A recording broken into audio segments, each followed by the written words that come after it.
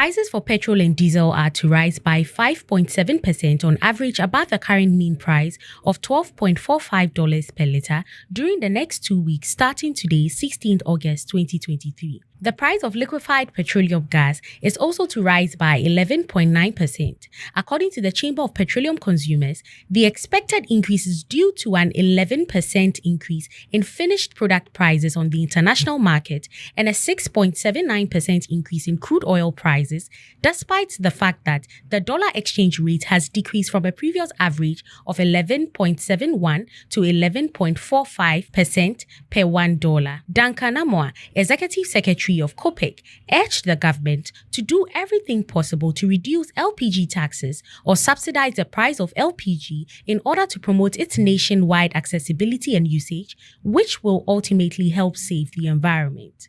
Furthermore, COPEC advocated for the reduction or elimination of some fuel taxes in order to reduce the burden on consumers. The total taxes and charges is around 25% of the retail cost of fuel and diesel. A member of Sudan Sovereignty Council, Lieutenant General Shamseldin Kabashi, has vetoed the interim Minister of Energy's decision to raise fuel prices in the country, stating that required permission procedures were not followed. In a press statement on Friday, General Kabashi revealed that the decision to hike petrol and diesel prices across Sudan was made without the knowledge of the Ministry of Finance and was not presented to Cabinet. The MSC emphasized that revising the judgment takes into account the critical conditions endured by the people of Sudan. On 6th August 2023, the Ministry of Energy and Oil said that fuel and diesel prices would be raised. It announced last week in a news release that it has decided to raise the price of a litre of petrol from 585 Sudanese pounds to 630 Sudanese pounds and diesel from 582 Sudanese pounds to 590 Sudanese pounds. This would have been the first increment since the beginning of the war.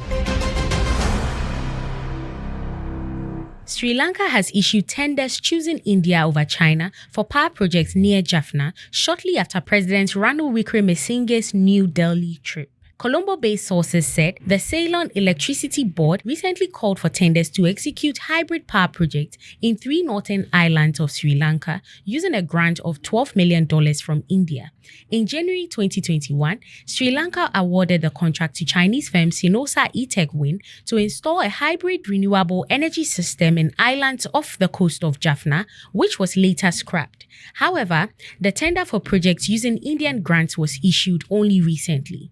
According to sources, New Delhi raised with Colombo its concerns over Chinese projects close to southern India. Chinese activities in Sri Lanka have had an impact on India's strategic interests, including the visit by a spy ship last year, which have been a subject of regular discussions between New Delhi and Colombo. Sri Lanka's power minister took the decision to drop China from the project. The suspension of the award of the project was later attributed to a security concern from a third party. Visit EnergyGhanaMagazine.com for more on these stories. Energy Brief is proudly brought to you by Airport View Hotel.